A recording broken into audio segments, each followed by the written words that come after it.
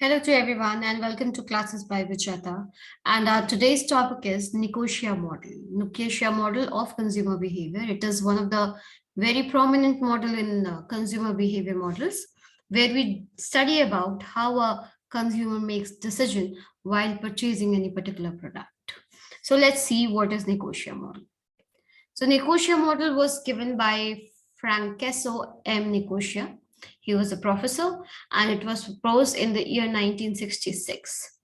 And this model focuses on the relationship between the firm and its potential consumer. How a firm forms a relationship with the potential consumers by the process of their communication, by the process of the cues they impose into the market, and how this model specifically focuses on the two-way process. It is like it's not only the firm that can communicate with the consumer, it is also the consumer which communicate with the firm. So every firm has to have some changes, has to have implement changes in their communication model whenever they are dealing with consumers, and every consumer is different. So based on the consumer choices, based on the consumer preferences, the company need to take input from the market, from the feedback they receive from the consumers, and need to improve their marketing efforts in order to present, in order to communicate what the consumer wants to listen. So Nicosia model focuses on potential consumer and the relationship with the firm. So let's see the model. First, we'll see the model. The model is based on four fields. Nicosia has divided the entire consumer buying process into four parts and have named it as field. Field 1, field 2, field 3, and field 4. First field is focused on firm's attribute and consumer attributes. Basically, field 1 is divided into two parts, two sub fields, जहां पे पहले हम firm के attributes के बारे में बात करते हैं और दूसरा कंज्यूमर के एट्रीब्यूट्स के बारे में बात करते हैं.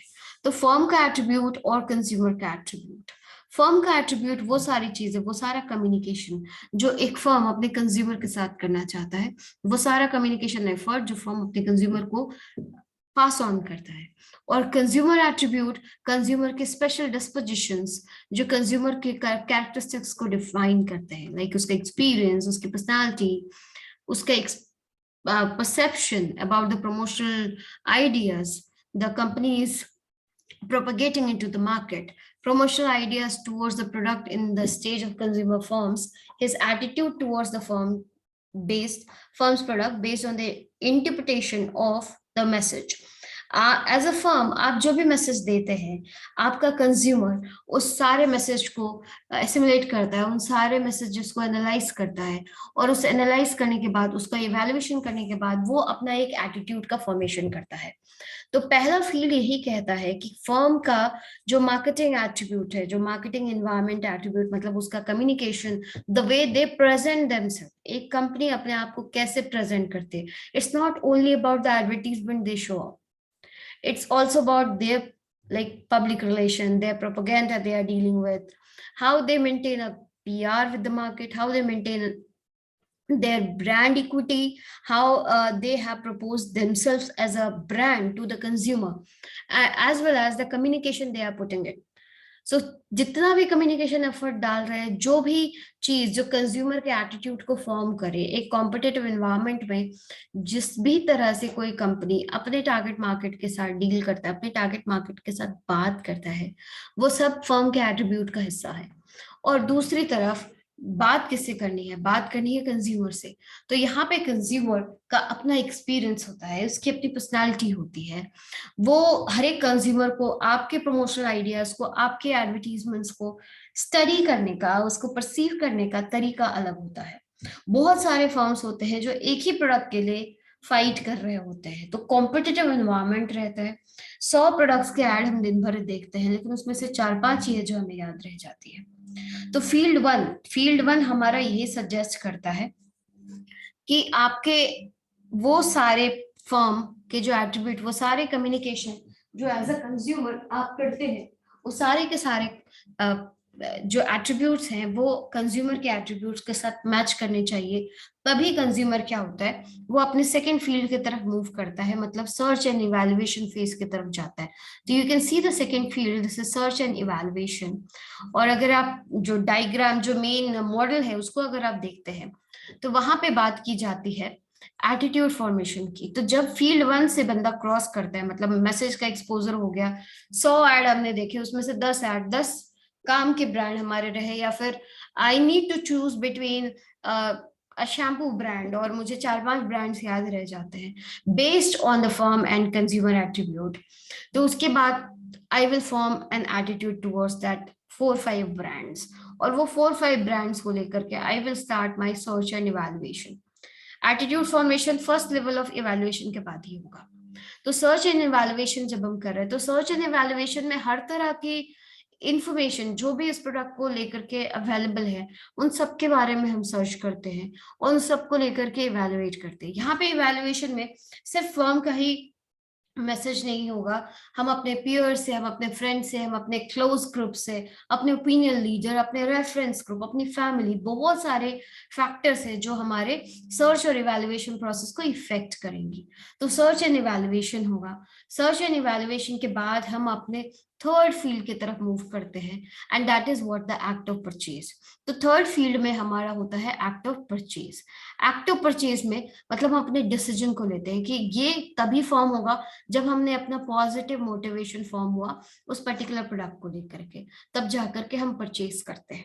अगर हमारा मोटिवेशन पॉजिटिव नहीं हुआ तो हम परचेज नहीं करते, वो रिजेक्शन में चला जाता है। तो even rejection is also part of our decision, और वो भी हमारे डिसीजन का एक हिस्सा है, वो भी हमारे एक्ट ऑफ परचेज में ही आता है, जिसमें कि हम वहां पे हमारा परचेज क्या है, ये रिजेक्शन की फॉर्म में है। तो that is the third field, and the fourth field is of feedback of the sales result। हमने अगर उस प्रोडक्ट को खरीदा है, परचेज किया है, तो उससे हमारा कंजम्पशन, और कंजम्पशन के बाद हमारा एक्सपीरियंस फॉर्म होता है, मतलब हमारा फीडबैक, पोस्ट परचेज बिहेवियर। तो ये जो पोस्ट परचेज बिहेवियर है, पोस्ट परचेज बिहेवियर से हम फिर अपना एक्सपीरियंस, अपना फीडबैक मार्केट में वापस इनपुट करते हैं। वापस इनपुट कैसे करते हैं, हम अपने दोस्तों से बात करते हैं। हम अगर आप ऑनलाइन चैनल की बात करें, तो ऑनलाइन में we start writing our reviews.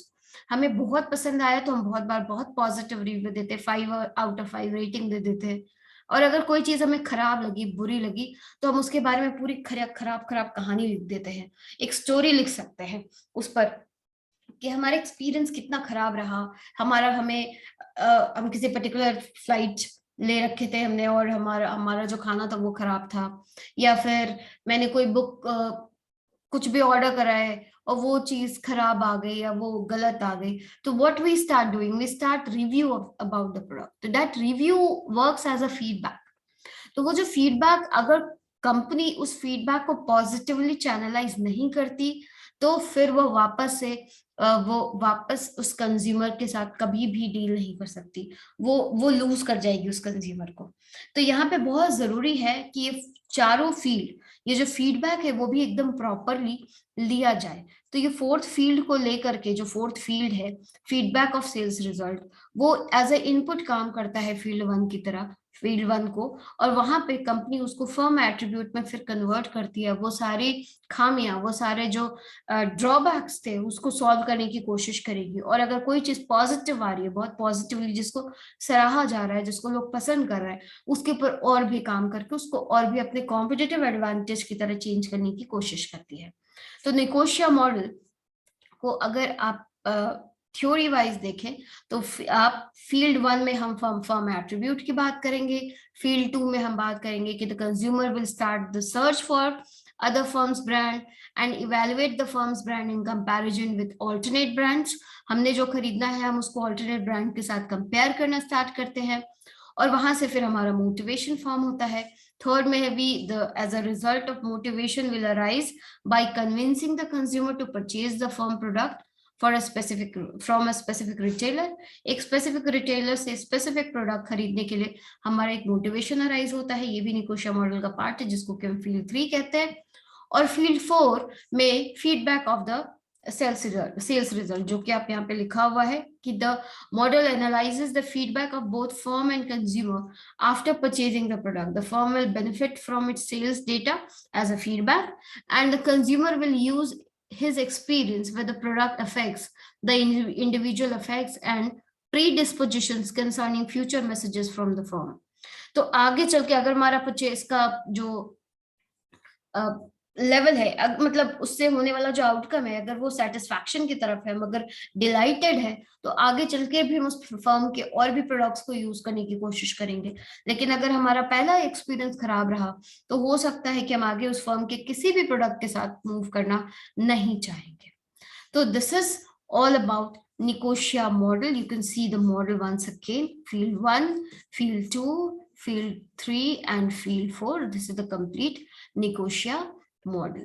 So this is all about Nicosia model. Nicosia model suggests karta hai the firm and the consumer are connected with each other, and the firm tries to influence the consumer, and the consumer is influencing the firm by his decision. दोनों एक दूसरे को influence करते हैं, and influence के बाद ही ये पूरा निकोशिया मॉडल कंप्लीट होता है. फर्म का इन्फ्लुएंस कंज्यूमर पे और कंज्यूमर का इन्फ्लुएंस उसके फर्म पे. So this is all about Nicosia model. Thank you very much, and please do like, share, and subscribe to my channel if you have not subscribed. And thanks for listening. Thank you very much.